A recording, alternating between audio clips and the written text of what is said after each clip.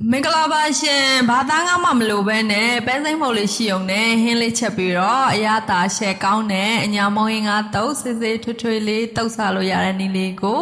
ပြန်လည်မျှဝေပေးလိုက်ပါတယ်ရှင်မုံရင်ငါကြောက်လေးတွေကိုဖြောပြီးပြီဆိုတာနဲ့ရေနှစ်ထပ်သုံးထပ်လောက်စိတ်ပြီးတော့ရေစစ်ပေးထားလိုက်ပါတယ်အခုကတော့မုံရင်ငါတုတ်ရဲ့အသက်ဖြစ်တဲ့စီကြက်မှုမွေးလေးချက်နေတာပေါ့နော်စီကြက်လေးကိုမီးအေးအေးလေးနဲ့ချက်ပေးထားလိုက်ပါတယ်အယောင်လေးလှသွားအောင်လို့အယောင်သမုတ်နဲ့နနွမ်းလေးလည်းထည့်ပေးထားလိုက်ပါတယ်။စီချက်လေးရသွားပြီဆိုတော့မုံဟင်းကားနဲ့တွဲပြီးတော့တုပ်စားဖို့အတွက်ဟင်းလေးချက်ပါမယ်။ကျက်သွင်းနေချင်းကျက်သွင်းပြထားတာလေးတွေရဲ့ကရဝေးရွက်လေးတွေကိုစီတက်ပေးလိုက်ပါတယ်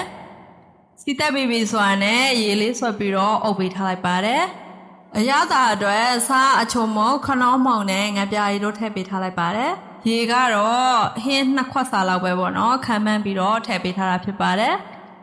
ရေလေးတွေဆူလာပြီးဆိုတာနဲ့ပဲမှုန်ကတော့၄စွန်းပေါ့နော်၄စွန်းဖြောထားတာလေးတွေထည့်ပေးထားလိုက်ပါတယ်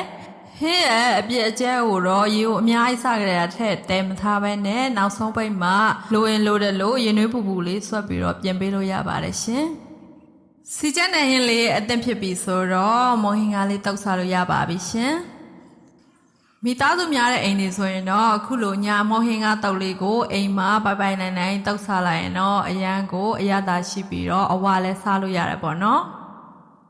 မုံဟင်းကားလေးစားတော့ဖို့စီချက်လေးရဲ့ပြီးရင်တော့ပဲဟင်းပြပြလေးရဲ့အစားကြိုက်တဲ့အတွက်ငရုတ်တိလော်မုံလေးရဲ့ချုံမုံလေးနည်းနည်းရဲ့ပဲမုံအကြက်လေးရဲ့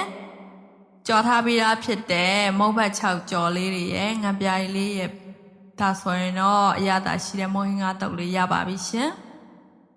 အိမ်မှာပဲလော်လော်ကူကူနဲ့အရသာရှိတုပ်စားလို့ရတဲ့နည်းလေးဖြစ်တာမို့လိုက်ပြီးတော့တုပ်စားကြည့်ကြပါနော်